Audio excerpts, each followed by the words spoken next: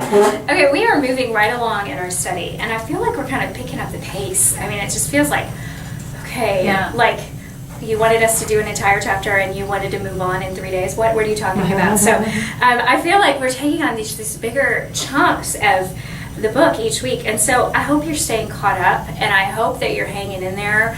It's a lot. So what I thought we'd do this morning is do a good review. Yeah, we didn't even do one last week. So, and then we're going to dive into our discussion of chapter 7. Okay? So, what book are we studying, ladies? Hebrews, yay! Okay, and the author, what do we know about the author of Hebrews? We know that we don't know, right? Right. We don't know who he is or she is, but what do we know about this author? Contemporary of Timothy. Yes, he's a contemporary of Timothy, so that kind of places him in a certain time. Second generation, and heard from who heard. Right, so he's a second generation hearer of the word, not necessarily generation years out, but that, so he would have heard from those who heard Jesus, or from the apostles who heard Jesus. And anything else that's important? What's his relationship like to the recipients? He calls them brethren. And how does he, this kind of gets into the purpose of the book, but what's he trying to do for them? Encourage them. He's trying to encourage them. He's trying to exhort them, right? And so that's that purpose of the book. And so it's almost as a friend, a beloved friend, or even as a pastoral type relationship where he is concerned about their walk with the Lord, right? He's concerned about them. Now, the recipients, what do we know about them? For the most part, they're believers, but they've just kind of faded away a little bit.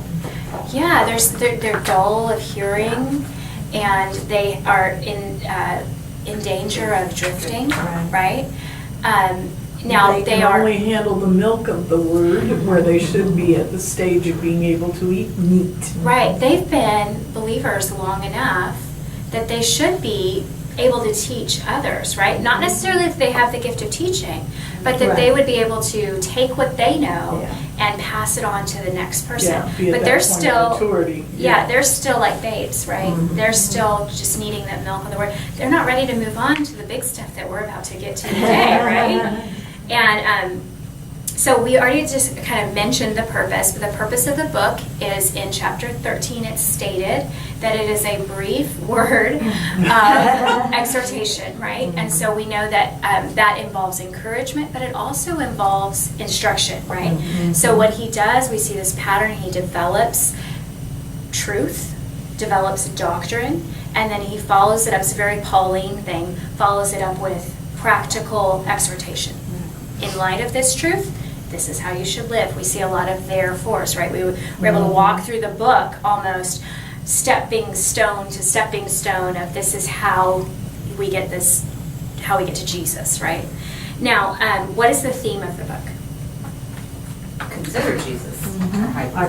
Consider Jesus our great high priest. And as we've been talking about, by the time we get done with this book, we will have a very good picture of who this Jesus is, right? And he started all the way back in chapter 1 talking about and revealing this Jesus, right? So all the way through. And there have been a series of comparisons, and we've been highlighting them as we've gone. And they're comparisons in which Jesus is shown as superior or better than. And as we came to chapter 7, the author of Hebrews prepared his recipients first in chapter 5 by mentioning that Jesus was designated by God as a great high priest according to the order of Melchizedek. And then he went on and he had this parenthetical discussion for a whole chapter, a chapter and a little bit more, about maturing in the faith, right? In order to get to the meaty stuff of Melchizedek. So it's like, you're not there yet. Now here's how you get there. Are you there? Okay, then let's talk about this. I'm ready to talk about it, right? And so it's kind of interesting. He kind of assumes that as soon as he does this exhortation, they will be refreshed and encouraged and ready to move into this discussion of this Melchizedek.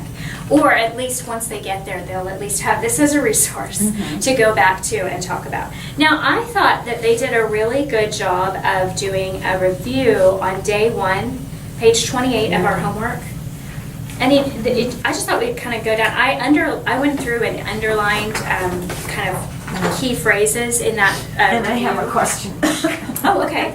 Well, When we get there. oh, when we get there, okay. So, Hebrews is a word of exhortation. The exhortation is written mostly to Christians. This is what right along with what we've already discussed. The author of Hebrews wants them to continue in the faith, and that continuance is an evidence of their salvation. It's not how they become saved, but it is an evidence of their salvation. Then he also wants them to know that Christ is better, right? He's better than the old covenant. And then that in Christ, God's revelation is complete and final.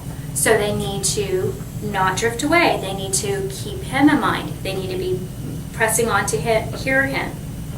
And then he goes on and talks about the permanence of Jesus' priesthood and the preeminence of Jesus' qualifications to hold the office of high priest. And lastly, he says that his priesthood is eternal. And so that was just a real good kind of quick review of some of the things that we've studied. We've studied more than that, but these are things to keep in mind as we move into this topic of Melchizedek in chapter 7. And my question mark was on E, where it Okay. says, to walk in the disobedience of unbelief will cause them to miss the rest that belongs to the people of God. And so my question was, as initial believers fallen away, or just fringe people who never believed? Well, and it's kind of interesting too, because that depends on your Because I'm going back to B. right. It's kind of like your interpretation of rest. Do you remember that there were a few different interpretations of that That's as true. well? We discussed in class that one of them is that faith walk, rest. Yes. So, walking by faith, so you'd Yes. miss that. Yes, You would yes, miss that in yes. this life. Yes. There's another interpretation of it that would say that rest is Oh, I eternal see. life. Yeah. It would be the kingdom, right? And so I don't know if that answers your question, but it kind of depends on. Well, just what tell me it's okay to have a question. Yeah, and it And to not know the answer. right, that it depends on what your definition of rest is, or Yeah, how you are okay. interpreting that Okay. rest, right? So if it was eternal life, and it was missing, if that rest was eternal life, then those who walk in disobedience of unbelief will miss Yes, the rest, that- yes, right? yes. Now, if it's the faith walk life, or that the rest of faith, I don't know how to explain that, or what words to put, but the rest of trusting in God and Yeah, walking yeah, with him, yeah, then it would be to those who walk in disobedience of unbelief will cause them to miss the rest. So Okay. would they miss that Okay. too? Yeah. So it kind of, again, it fits no matter what you're, No matter it's which kind of way one of you those go. things where we talk about, Yeah. it doesn't really matter that part of the interpretation. Yeah, I know. But understanding that he is telling us how best to live our life. Sure. How best to walk in faith, and it is eyes on Jesus. And so that's the idea, is Well, we and- don't need to be disobedient. And I think in B, because I drew an arrow up to B, it says, this exhortation is written to Hebrews who, for the most part, the author considers Christians. Right. Which means, that's why I called him a fringe. You know that when he's talking, he's probably aware Yes. that there are people here that probably aren't believers yet, and maybe they don't know they're not believers, or maybe they do know they're not believers, and so maybe he's throwing this out to let them know. Yeah, and there are And maybe so it can be read both ways. And there is that pattern too, Yeah. of the warnings that have happened. Yes, Make sure yes, that you make do not sure. have Right. there's not be in any of you an evil and unbelieving heart, right? Yes. That would fall away from the living God. Okay. So Well, he'd does be that talking sound to like both something people. that could happen to a believer? No, I can't fall away from the living God, and I wouldn't have an evil and But unbelieving let's don't heart. act like we But- are.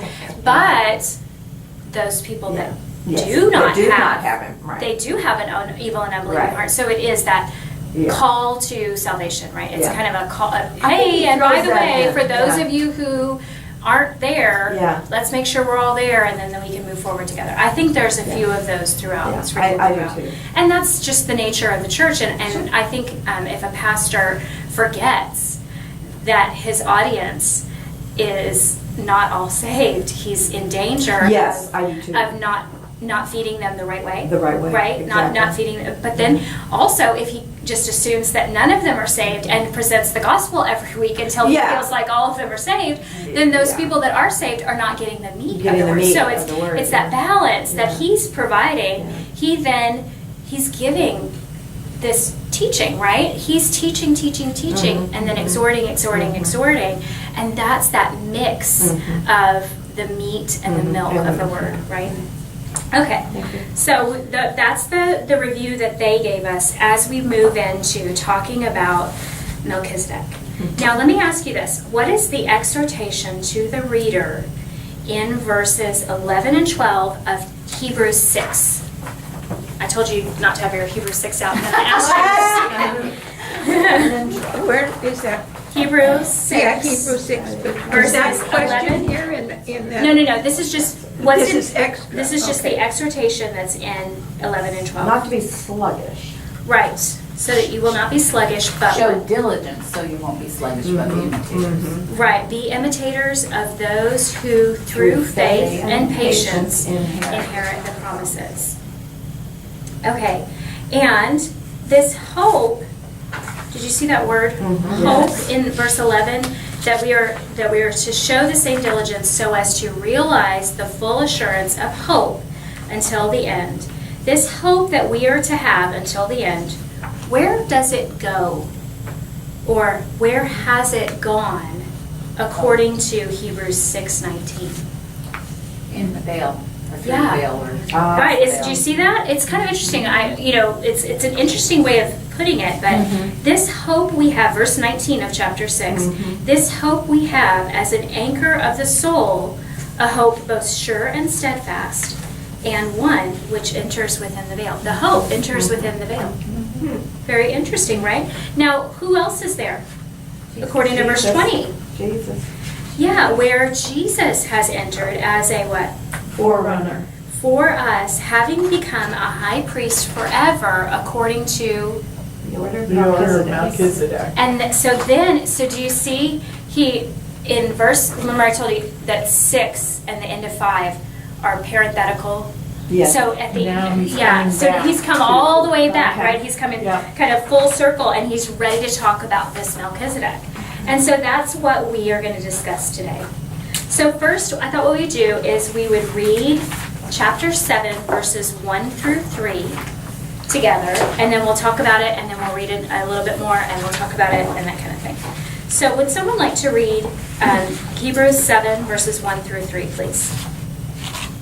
For this Melchizedek, king of Salem, priest of the Most High God, who met Abraham as he was returning from the slaughter of the kings and blessed him, to whom also Abraham apportioned a tenth part of all the spoils, was first of all by the translation of his name, King of Righteousness, and then also King of Salem, which is King of Peace. Without father, without mother, without genealogy, having neither beginning of days nor end of life, but made like the Son of God, he remains a priest perpetually. Okay, now what are we told about Melchizedek in this passage? What are his job titles? He's King of Salem.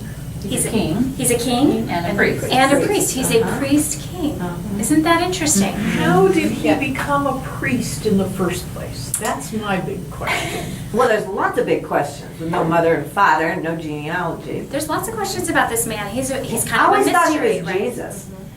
It's very interesting. Yeah, that's one It's of very the interesting. interpretations, Yeah. is a pre-incarnation. Yeah.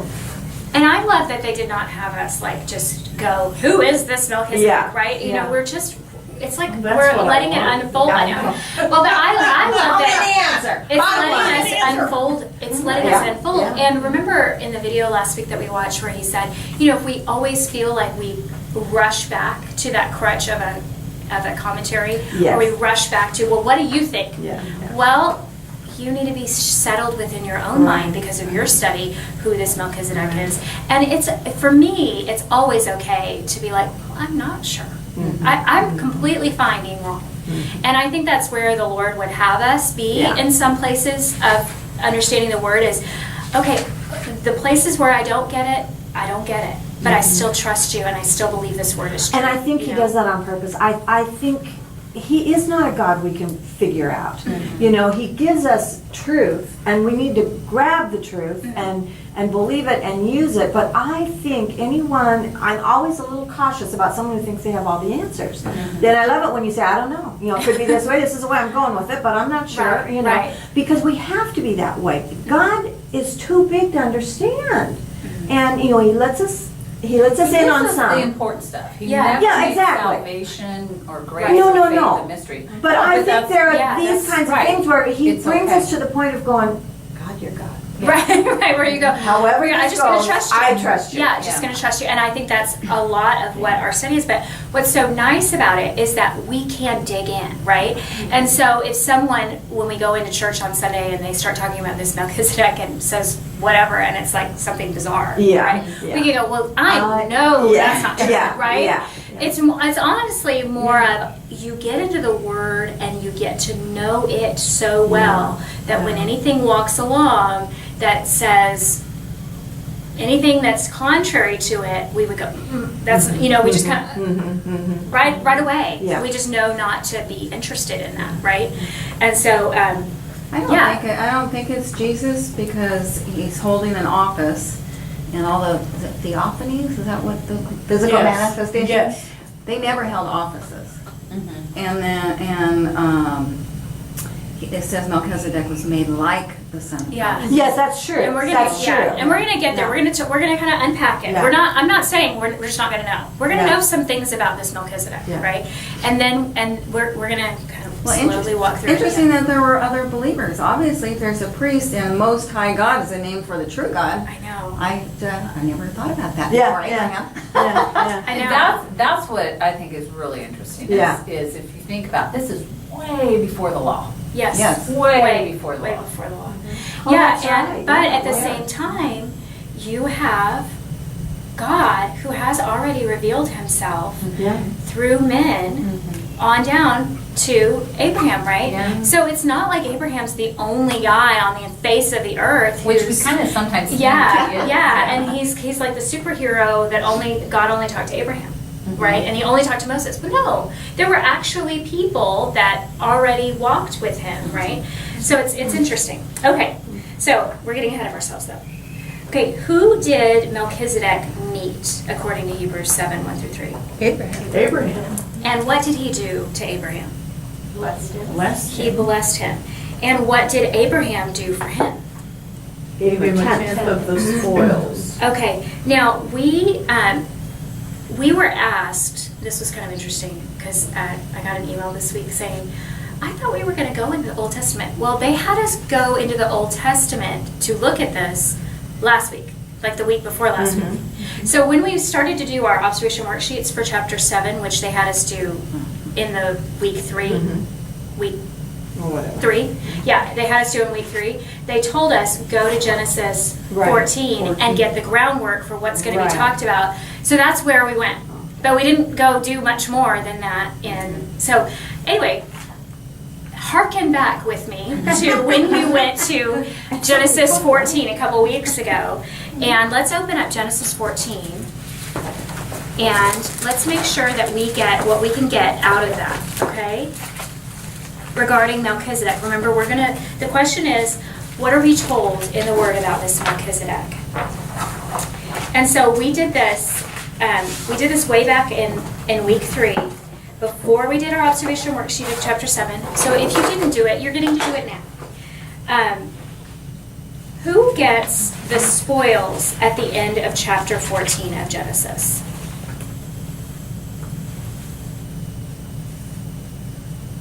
Say that again, what? Who gets the spoils at the end of, by the end of the chapter, the spoils are given to 100%. 100% of the spoils are given. What, is there a portion? The king The of king of Sodom. Sodom. But the tenth, the The Top of the heap. Yeah, that's The right. choices? Sodom only gets 90%. Yes, he gets Right. 90%. And who gets the 10%? Melchizedek. Melchizedek gets the 10%. What does Abram get? Nothing. He gets nothing. Why does he get nothing? He didn't Because want he it. doesn't want the king of Sodom to be able to say, Yeah. where is it? That he I will take given it nothing made except Abram what the rich. young men have eaten and the share of the men who went with me. Right. Let them take their share. He doesn't want, I will not take a thread or a sandal thong or anything that is yours, lest you should say, I have That's made what I'm Abram looking rich. for. It's a verse right in front of it, right, Yeah. right above that. Okay, so he refuses any payment other Right. than what was, kind of What taking they care of ate. the men while they were on this journey. Now, you know me, I love to just map out things because I don't understand them. So I took and I mapped out this chapter you. because it's confusing. To me, it was confusing because for a while I didn't realize who this king of Sodom was. The king of Sodom is Bera. That's his name. So if you get confused and later in your book, you can just write it. His name's Bera, because I have always gotten confused by this. I've always gotten confused by this chapter because I didn't write it out.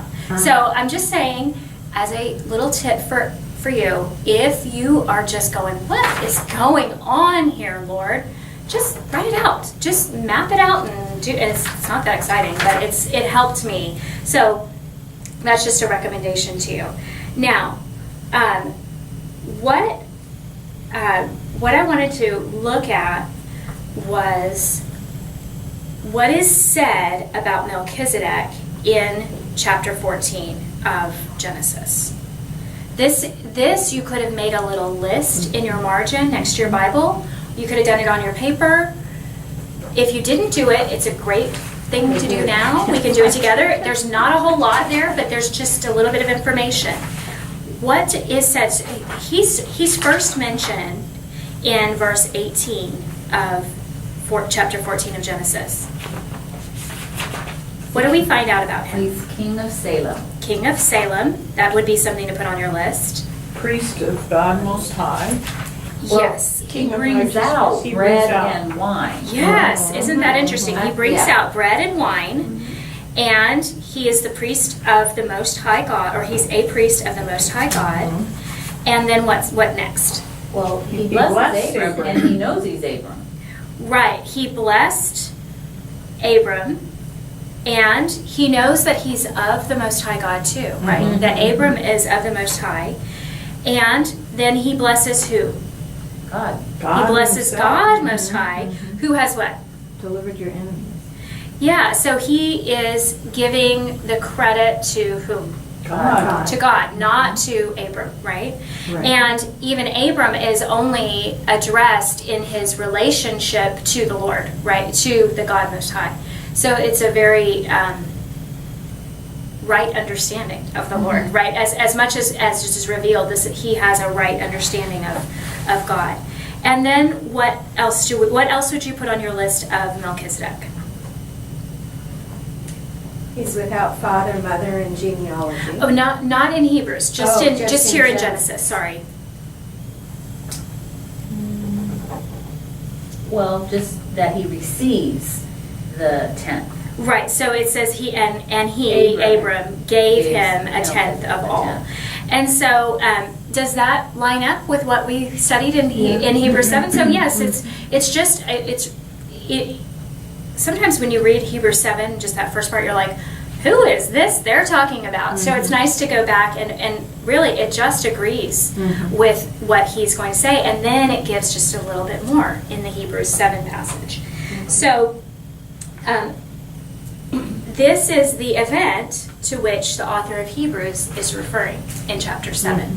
So let's read chapter 7, verses 1 through 3 again. This Melchizedek, king of Salem, priest of the Most High God, who met Abraham, calls him Abraham here because he's Abraham by the time he's done, but he's Abram in this, as he was returning from the slaughter of the kings, and blessed him, to whom also Abraham apportioned a tenth part of all the spoils, was, and this is where we have new information about him, right? Okay, so what would we put on our list if we're keeping our list of Melchizedek? What will we put next? He was first of all what? King of King Salem. of Salem, King of Salem, and he's priest. priest of the Most High God. God. King of righteousness. wait. That's is the first of all. first First of thing. all is he's King of righteousness. That didn't come before priest of the Most High. No, That's but what it's I'm the saying. first bit of new information. That's the we first get. bit of new Oh, information. oh, The Yes. translation of his name. oh. Oh, okay. Yes, the translation is first of all by the translation of his name, Right. King of righteousness, and then also what? King of King of peace. Salem. King of Salem, which is King of peace. Okay, and then verse 3, we get into that next little bit about him. What is it there? Without father or mother, without genealogy, Having neither neither beginning of days. nor end of life. I've Okay, never known anybody like that. So he's not born. Or at least we're not, not told recorded. he's born. It's not recorded. We're not told he's born, Yeah. right? But we're also not told he died. It's like he just like appears, and I'm not saying that for the whole theophany thing. I'm just saying it's like he just appears on the scene, and then he's never really talked about again. So it's just a very interesting. He just almost exists in this state, right? Except then it says he remains yes. a priest perpetually. Yes, and so it says this is where God is giving more information about this Melchizedek, right? One of the things that he says about him is he has neither beginning of days nor end of life, right? It's not just that it isn't recorded. He's saying that Yeah, about this yeah. person, right? And so then it says, but made like the Son of God, he remains a priest perpetually. So those are things that you would have on your list there Right. about him. Okay, now, in these verses, I'm sorry. Let's read verses 4 through 10. Could someone read verses 4 through 10? Now observe how great this man was, to whom Abraham, the patriarch, gave a tenth of the choicest spoils. And those indeed of the sons of Levi who received the priest's office have commandment in the law to collect a tenth from the people, that is, from their brethren, although they are descended from Abraham. But the one whose genealogy is not traced from them collected a tenth from Abraham and blessed the one who had the promises. But without any dispute, the lesser is blessed by the greater. In this case, mortal men receive tithes, but in that case, one receives them of whom it is witnessed that he lives on. And so to speak, through Abraham, even Levi, who received tithes, paid tithes, for he was still in the loins of his father when Melchizedek met him. Okay. Now, These poor Hebrew Christians are plugging. I What are you talking know, about? seriously. You packed way too much in way too If little. they're drifting. They're like, well, that's why it's called meat, right? Yes, So we are this definitely is the weightier things, right? This is stuff. Yeah. And okay, because when we just read the passage about this Melchizedek in chapter 14 of Genesis, did it say that he didn't have beginning of days nor end of No. life? Did it say that he didn't have a father and he didn't have a mother and No. didn't have a genealogy? Right. No, it didn't say any of those things. But this is the author of Hebrews giving more information. So this is, and where did he get his information? That's a good question. From God, right? Spirit. This is God breathed. This is God breathed new information into this man, and he passed it on to us. It's pretty exciting, isn't it? Right? Now, does it disagree at any point with Genesis No, chapter 14? it just No, it adds doesn't. to. It just adds to. So this is just continued revelation. Is this the first time that we have heard this new information? What I mean is, I know it is scripturally, but are there old Jewish writings Customs? Yeah. and that talk about Melchizedek as if there really was something else known about him at the time? It just wasn't put in the Like Genesis Josephus? passage? You know, I have to be honest with you. I did not have the time to go and look at commentaries this week. That's a good. I would like to know Yeah. if there's something that the Josephus Jewish would be a people good one. know about Melchizedek that we Yeah. don't know because we only have what's here. Do you have But it? we're not called to do that. He's made like the Son of God. And he doesn't have, it doesn't show the genealogy of the past or the present. he was set up as a model for Jesus into the priesthood. Well, you see Do you them see what I mean? comparing the Levitical priesthood with the, Right. Yeah. you know, where ancestry is very important. Because Yes, remember when they lost yes. the records and people couldn't prove that they were of the tribe of Levi, then Right, they couldn't they serve couldn't, anymore. right. Right. So to me, that's why I'm just saying, I think it's just, and because of the, well, it says, whose genealogy is not traced. Yes. That's why I'm thinking maybe it's just, it's showing, you don't have to That go they by the don't. law.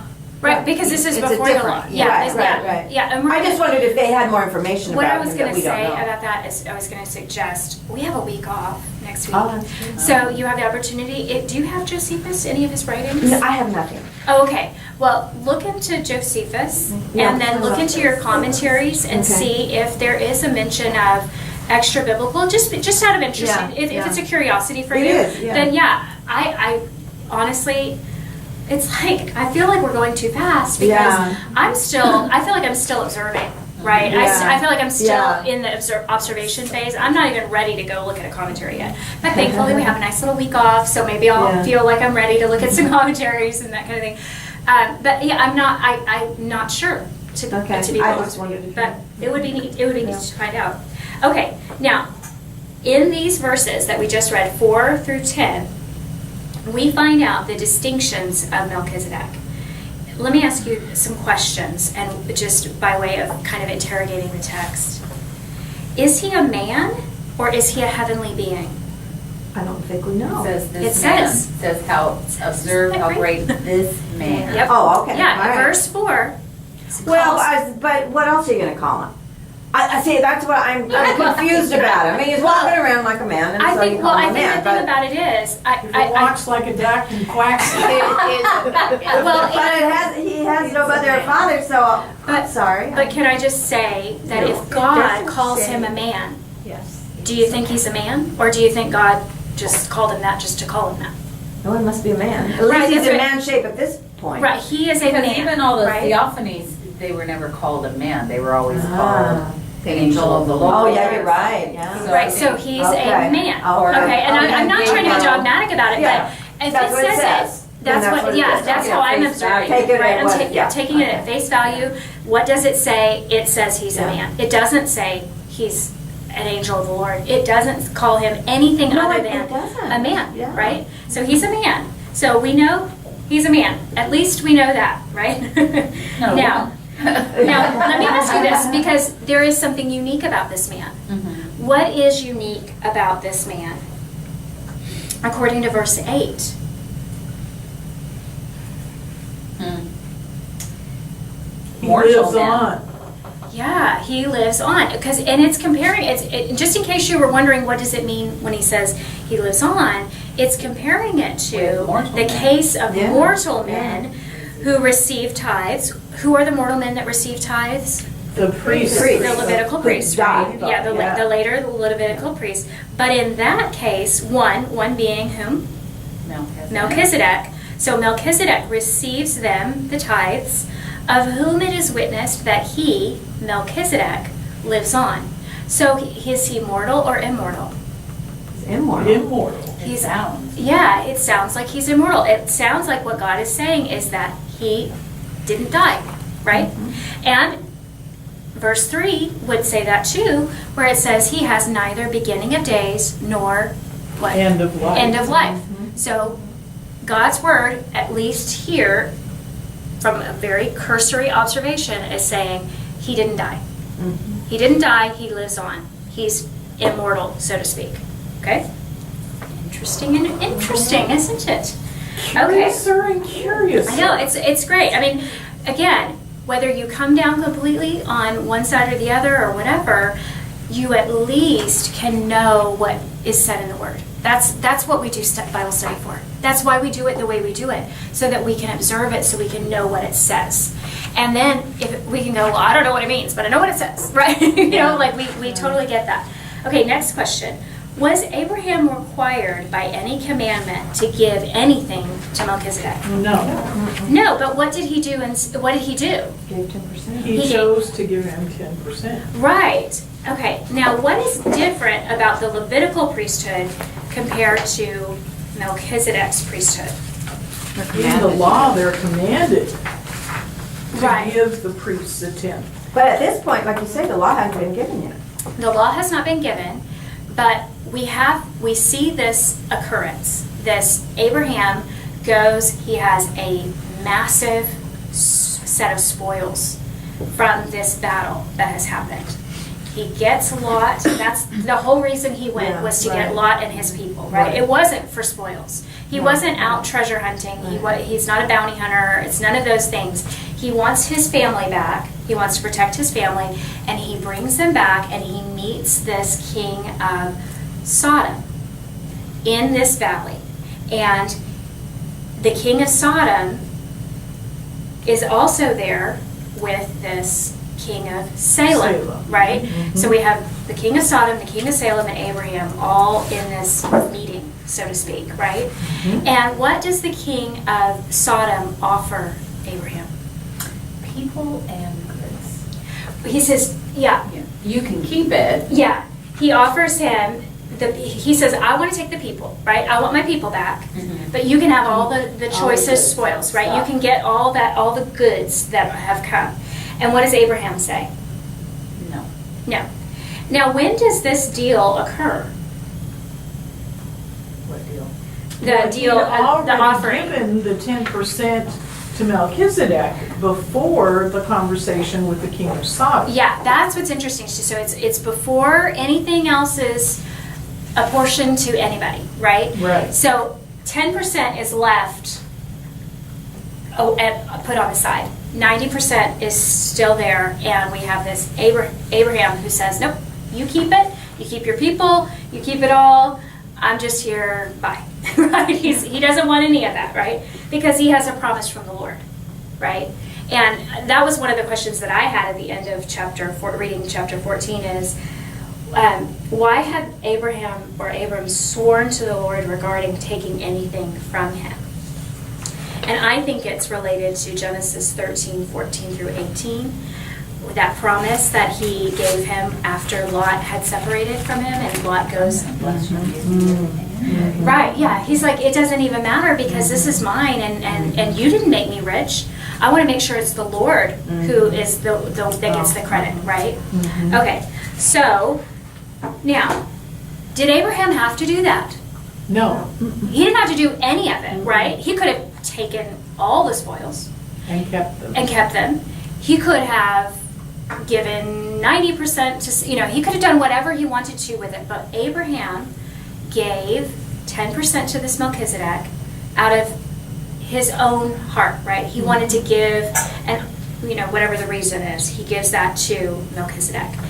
But according to Hebrews 7 and according to the law, the priests of Levi are what?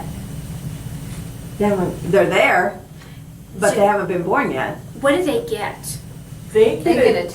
tenth, They but get a they tenth. also Yes. are expected Yeah. Right. to pay Yeah. a tithe. Yeah. It's a commandment, right? Yeah. It says in verse 5, and those indeed of the sons of Levi who received the priest office have commandment in the law to what? Collect a Collect a tenth. tenth from Collect the people. a tenth from the people. Did Melchizedek come to the meeting with Abraham with hand open saying, No. Not that no, we know this of. was given freely, Yeah. right? It's a freely given offering of a tenth to Melchizedek.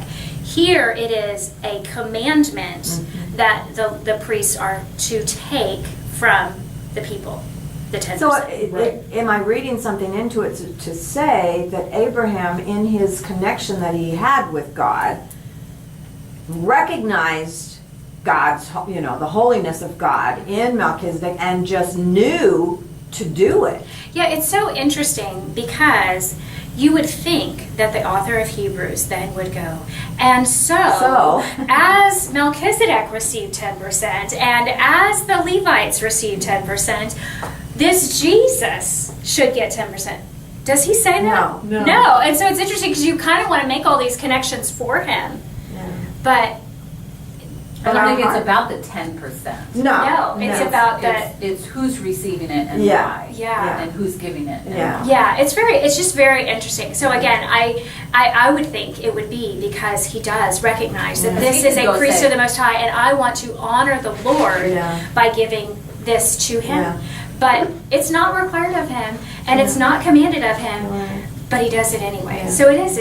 It's almost like an innate thing, Right. and I think that's what giving is supposed to be. Yes. You know, is that it's just I've got all this, and I'm Yeah. gonna give Right. of it, and it's because you love the Lord, right? Because you know It that the certainly victory is a from the Lord. foreshadowing, though. Yes, of it definitely the is. expectation of the Yeah. time. Yeah, it's very interesting. But again, you would think he would, if he's drawing that line all the way Right. from Genesis into the law, then you come to Past the Jesus, law and to you would Jesus, think he's yeah. going to draw that line, and he just He kind of never drops it does. off in the. It has in to be, because I guess the giving needs to be a law of the heart, Yeah. not a commanded law of God, because what do we do with those? We broke them all, you know, and I guess, like you say, it just comes from the heart to want to give. You know, when God has given to us, we want to That's give. what the Right, New it says, Testament says, give God with a loves- cheerful heart. Yeah, It never yeah. gives a percentage. Yeah, it No, doesn't. no, you're right. It doesn't. It's Yeah. that's what's so Yeah. neat. But you know, we do have this understanding in our Christian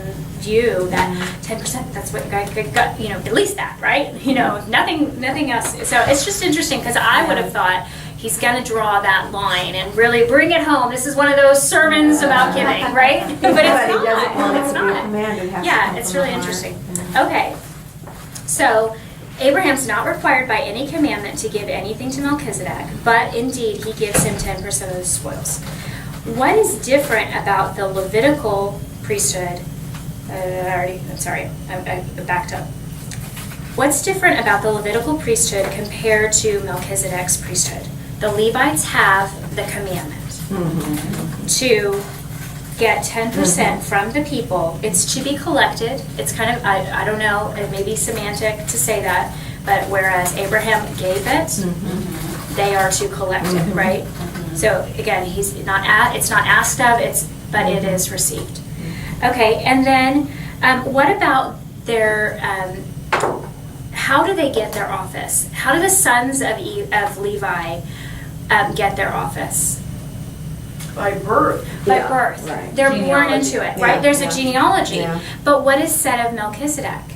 He has no genealogy. He doesn't have a genealogy. He is not priest by his genealogy, by his birth. He's not born into this role, but Neither was he was made Yeah. priest, Yeah, right? yeah. He's declared a priest. Okay, and then what about? We'll return to this topic of receiving and giving. What in verses 9 and 10 it talks about these sons of Levi being in the loins of their father Abraham when he gives to Yeah. Melchizedek. Yeah. So what's going on there? They're not born yet, obviously. Showing that Melchizedek is greater than Yes, yeah, Yeah. yeah, Abraham Yeah. in the law. yeah. Right, and so they're giving. Because the ones who then were commanded to receive are actually now Giving. giving. Yeah. Right, so they gave before they Yeah. received, right? Right, And right. so, and Right. but Melchizedek, does he give according to the passage? No. No. No, Well, he he gives a receives, blessing, right? He but- gets the, yeah. he Yeah. gets the, and he gives a blessing, but it's not, he's tithe. not tithing to Right, anybody, it's right. coming to him. Okay, and then, who comes first? This is just real easy, like real easy observation. Who comes first? Melchizedek or the Levites? Oh, Melchizedek. And then afterwards, the Levites come and but as verses 9 and 10 tell us, they have already given this tithe, so to speak, to Melchizedek through Abraham. Okay. Let's keep moving. Verses 11 through 28 tell us of another priest who is according to the order of Melchizedek. And the author compares this Melchizedekian priest with the Levitical priests. And we were asked on day 2 of our homework to look at the difference between these two office holders. We looked at it on page 30, and it's question 2.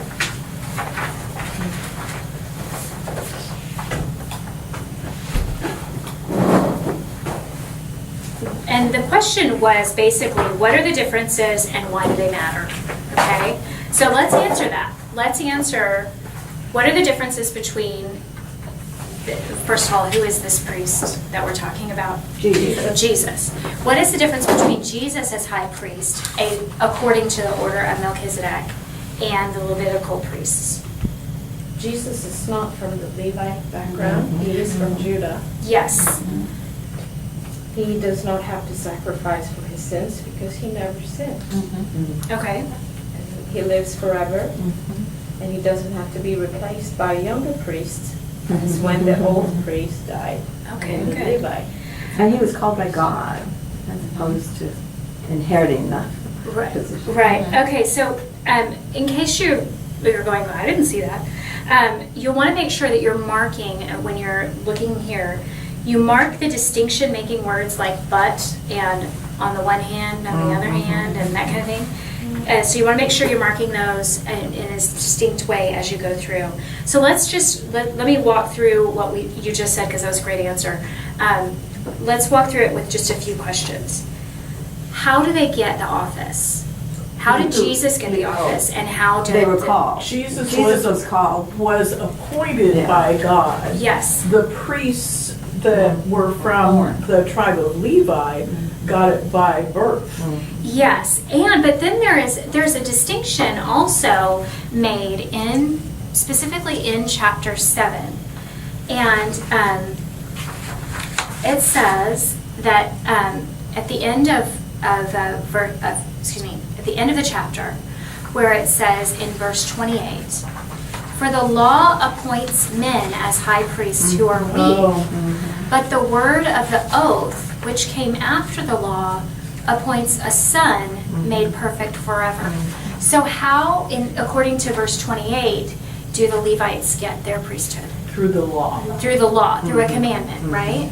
And then how did Jesus get this? Through an oath. Through an oath or through a promise. Now, what is the oath and what is the promise? Did you notice that the oath was a key word? Did you mark it? Okay. If it's key, you need to make sure to mark it. So it's said over and over and over. I did. Oh, good.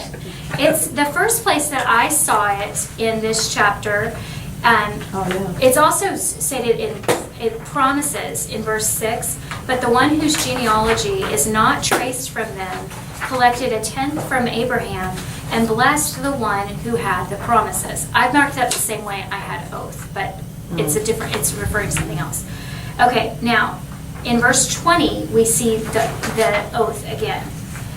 Inasmuch as it was not without an oath, for they indeed became priests without an oath, but he with an oath, through the one who said to him, "The Lord has sworn," and I marked that the same way I marked oath. "The Lord has sworn and will not change his mind, you are a priest forever." So how did Jesus become high priest? By a calling, Yeah, by the right? word of an oath. And we know that it was a calling. We've already seen that in chapter 5, but we see that it's not just a calling, but it's a promise. It's an oath. And who's making this God oath? himself. God himself. So is it breakable? No. No, he is a priest forever according to the order of Melchizedek. So that's his appointment. The appointment for the high priest, the Levitical high priest, comes from what? The law. Birth, right? It comes from the law, then it comes by birth. So I'm excluded if I am not of the tribe of Levi. Right. And then And I'm the excluded direct even descendant further, of Aaron. right, if I'm not of the descendants of Aaron. And so it's a law that has set them apart. But here we have a promise of God that has set Christ apart as a high priest. Okay, now how long do they hold their office? How long does Jesus hold his office? How long does a priest Forever. hold his office? The priest holds his office as long as he's still alive, but he dies. Right. Christ holds his office forever. Right, and that's in verses 23 and 24. We see that distinction. The former priests, on the one hand, oh, there's a distinction, existed in greater numbers because they were prevented by death from continuing. So they died. But Jesus, on the other hand, because he continues forever, holds his priesthood permanently. So he is a forever priest, and they are until death, right? Okay, now how well do they do their jobs? They try. They try. Okay, let's look at the priests and let's look at Jesus. But they are weak. Okay, so the priests are beset with weaknesses, right? And we looked at that in chapter 5, and we made a list about the priests, and we also made a list. It was also part of our the chart that was on page 30, or excuse me, on page 29. This one. Yeah.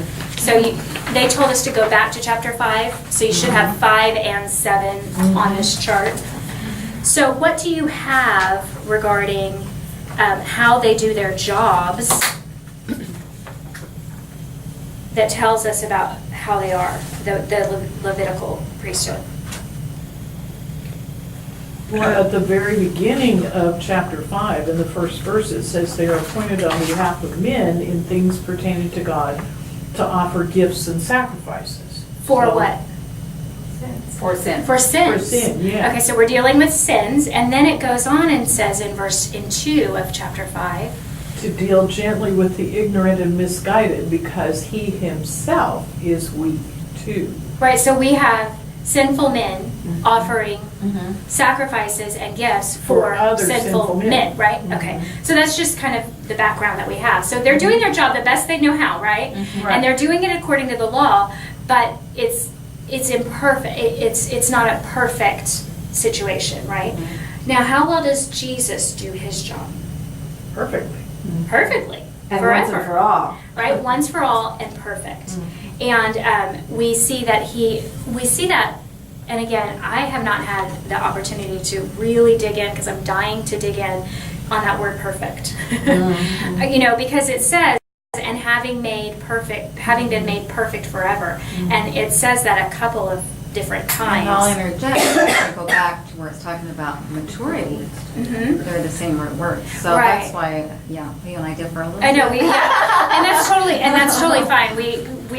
It's But yeah, it Yeah. was, I would encourage you guys to do a work. Yeah, study. it'll be Perfect really and neat mature. to have a little bit of week off till we can dig into those things that interest us, so we can kind of go back. But we see that Jesus, no matter if whatever the understanding of that having been made perfect forever, but perfect, he does it perfect, right? He's the only one that does it perfect. And we see that he is holy, verse 26, holy, innocent, undefiled, separated from sinners, and exalted above the heavens. And he does not need daily, like those high priests, to offer up sacrifices, first for his own sins and then for the sins of the people. Because this he did when? Once and for all. Once for all, when he offered up himself. So we have that. You could also make a distinction there from that passage that they offer up, the Levitical priests offer up sacrifices that are animals, right? That are bulls and goats and, grain offerings and that kind of thing. What did Christ offer up? Himself. He offered up himself. So we see that distinction. He's got a different kind of offering to the Lord. Having been made perfect, became a source of eternal salvation. Yes. Hey, that's great. Now, the goal and attainment by the priesthood of Levi was, what was the goal of the priesthood? Become the sins of the people. Right, to take them on and to make them holy, right? To make them perfect, like to perfect them. Did it happen? No. No, it didn't. And we find out that, and he says that in 7, in verse 11. Now, if perfection was through the Levitical priesthood, for on the basis of it people received the law, what further need was there for another priest to arise according to the order of Melchizedek and not be designated according to the order of Aaron? So what he's saying is, if they had reached that goal, with that goal of perfection, then we wouldn't have needed another priest. But we have this priest, so the goal wasn't met, right? So what is the goal of Jesus, and does he attain it? The goal is to save forever. Yes. And he does. And he does. Yeah, And we that's, attain it. yeah, and that's verse 25. Therefore, he is able also to save for a few days those who draw near to God through him. No. What? Oh, did I miss it? Is my translation off again? You're I don't know what's wrong. He is able to save forever Ever. those who draw near to God through him, since he always lives to make intercession for them. He lives forever, therefore he makes intercession forever. He did it one time, but he stands ever able, ever living to save us, right? Well, and he makes a distinction of those who draw near to God through Christ, not Yes. through manly priests. Right, right. It's through Christ, so there is Yeah. a qualifying there. Yeah. Which I think is a huge thing. Yes, it's the only way, Yes. right? And he's Yes. the only one that is able Right. to save, because every other man has been beset with weakness, right? Okay, let's look at Melchizedek himself compared to Jesus. Now, Jesus is a high priest according to Melchizedek, right? Who is patterned after who? Actually, it says that Melchizedek was patterned after Christ, not the other way around. That's very interesting. We looked at that on day 3, Yeah. page 31, and then it's question So when 1. it talks about Jesus, it says a priest forever according to the order of Melchizedek. Yeah, so it's But almost in like verse a 3, According to the Made order of like- Melchizedek, not according to the man Melchizedek. I think there's a difference. made like the Son of God. Verse 3 says. Yes, right, It says right, Melchizedek is made like Right. Jesus. yeah. And now, how is it that he's made like the Son of God? Eternal. No. According to verse 3, how is it that what's like about him? What? To remain a priest perpetually. Okay, so he remains in this priesthood forever, just like Jesus remained in his priesthood forever. So he's saying Melchizedek is made like the Son of God in that his priesthood is perpetual. Well, the phrase is put in between, having neither beginning of days nor end of life, but like the Son of God, he remains a priest perpetually. So it's kind of in between both of those things. Right, but it's saying, it's qualifying it, right? Is it, because it's saying he doesn't have beginning Jesus of had days. genealogy, Jesus had a mother. That's true. Right, but Yeah, what you're it's right. saying is So I the think it's days, the the end of days, Oh, right? yeah, all right. Right, the end of days. It says he doesn't have beginning of days nor end of life, but made like the Son of God, he remains priest perpetually. Okay. Right, so it's that So office. is he still being a priest now? It Yes, seems, today? that's what it would Yes. seem to say. Yeah. Doesn't, I mean, Yeah. I'm not trying to read any. Yeah, He's the great high That's a priest. very good question. Yeah, He's the I'm great not high tr- priest. I'm not No, trying not to- Jesus, Oh, Melchizedek. Melchizedek. Oh. Right, I'm not trying to read into anything, but what would you say? How would you I answer would the question? say yes. Yeah, that he's a priest perpetually, right? Interesting. Why do we still Interesting. need I'm all him? mixed up. Okay, but what does God call it? We're a royal priesthood. Yeah, that's right. It's Oh. You're right. it's so interesting, right? Oh. Okay. So now let me ask you this: Jesus, or let me see. I don't know if this is a question. Let me see what I got written down here.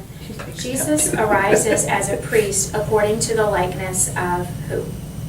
Melchizedek. Not like who? What Levi. other priesthoods? What other Levi. option The is there? Levitical He's priest. not a Levitical No. or an Aaronic No. priest because he is what? He's not a Levi. He is not of that line, right? Right. So, but Melchizedek is made like the Son of God, according to verse 3. So, it's almost like they're not the same. I don't think they're the same, but they're they are related to each other, right? So we have this Melchizedek, who is made like the Son of God in his perpetual priesthood.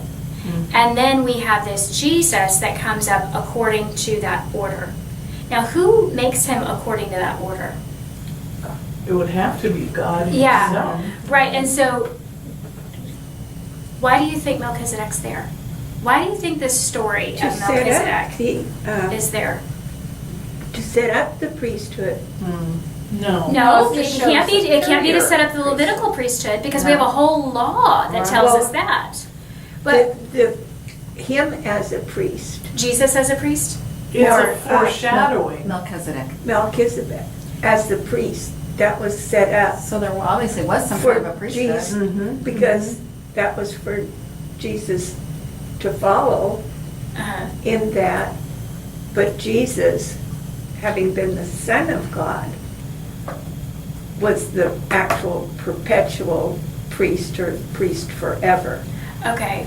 But it says Melchizedek Is too. So there's a separate priesthood. There must be a special God's priesthood as opposed to man's priesthood for the law to do all of the stuff you're supposed to do. And Since it they are. says, when the priesthood changed, when it changed to Jesus, the law also had to change.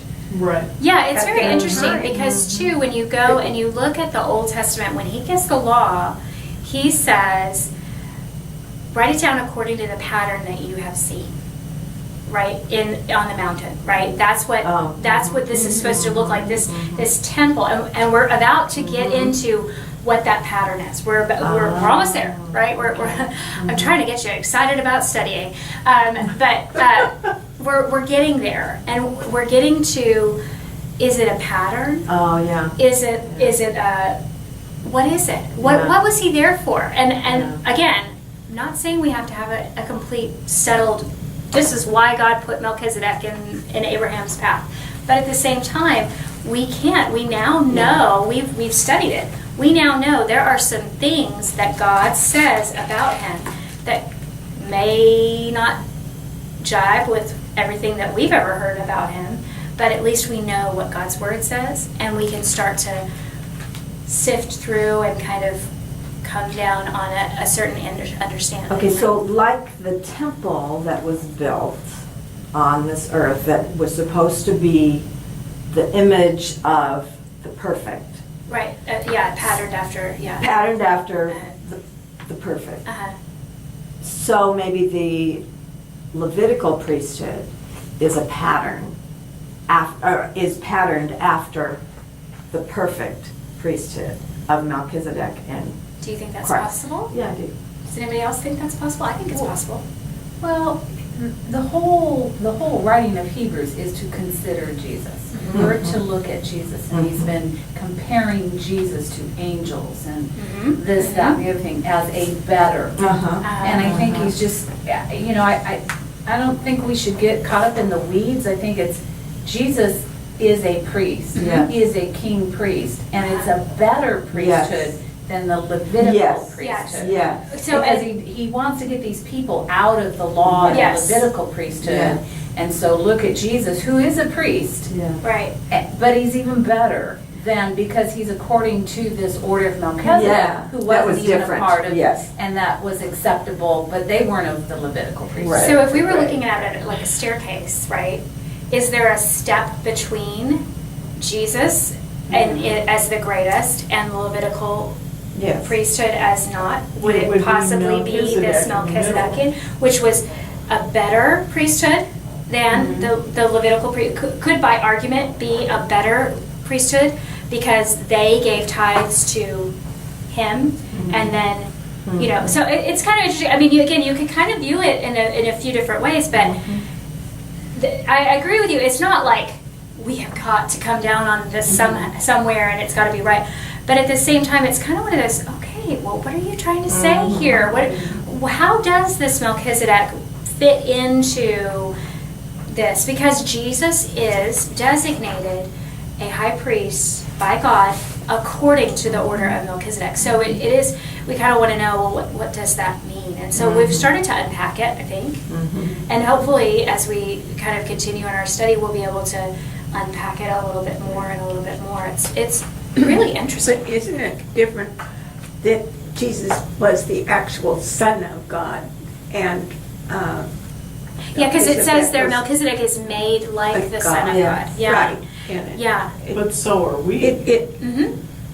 But it just, I felt like Patty explained it really well. I don't Yeah, I mean, have I any think- doubt. that I think that's the this thing. was It's the- eyes on Jesus, no matter Yeah. what, Right. right? That's The bottom line. Yeah. We never need to get so in the weeds, like you're saying. Of Yeah. what does this mean, and what did Yeah. it? You know, if we've got it to where we're not focusing on who is Jesus and what has he done as great high priest for us, then we're probably a little off track. Right. But it's kind of interesting because Well- this does relate to it. You know. Well, and it's, again, going back to who he's writing to. He's writing to Jewish believers who, that Levitical law, Yes. Was you know, ingrained was in their, it. yeah, Yeah. that was their bread and butter. Yeah. So he's having to pull them out of the weeds and, you know, by maybe inserting this Melchizedek before Abraham, before Lot. Kind of Yes. goes back to, is it in Romans where it says Abraham, you know, his faith, his belief was his faith reckoned to him as righteousness way before the law. Right. Yeah. So here's Yeah. this acceptable priest. Yes. That's not of Levitical genealogy. So get out of Leviticus. Yes, you yes. know, Oh, totally. And Yeah. put your eyes on Jesus, and he's Yeah. acceptable, Yeah. like Yeah. Melchizedek. Right, because, and we Acceptable. talked about it before, Abraham and Moses would be like the two rock stars of the Old Testament, right? Exactly. So Yeah. if it's good enough for Abraham, Yeah. and if it's good enough for Moses, then it's good Right. enough for me, Exactly. right? Right. But in that Yeah. case, he is saying, Yeah. there's a pattern for this, there's a reason for this, there's a purpose for Jesus being a high priest. He has authority given to him by God, but it's according to, so it sounds like to me that Melchizedek probably got his authority to be priest from God too. You know, so it's called according to this instead of the Levitical. Yeah, it is. It's eyes on Jesus, right? Always eyes on Jesus. So we want to make sure we're focused on that. But this has been a very interesting and I still interesting want to know where discussion. Melchizedek came But you know more, don't you? Do you know from. I know more? just enough Yeah. to create more questions. Good.